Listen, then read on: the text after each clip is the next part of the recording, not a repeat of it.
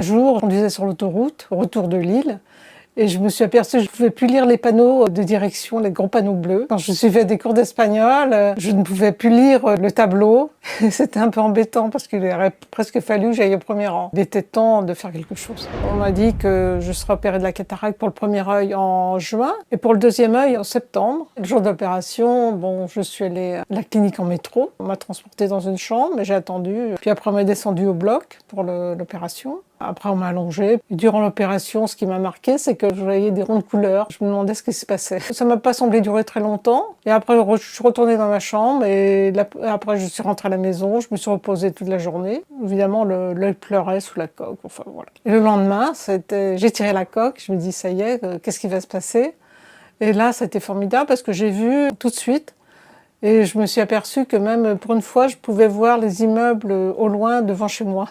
Je voyais les fenêtres, je voyais tous les détails. Et donc, c'était formidable. Et le deuxième séjour, c'était en septembre après. L'opération s'est passée de la même façon, mais là seulement, j'ai vu des ronds non colorés. Je me suis demandé pourquoi. L'ambiance était détendue au bloc. Évidemment, j'avais un peu peur parce que c'est quand même une opération, mais ça ne m'a pas stressée plus que ça.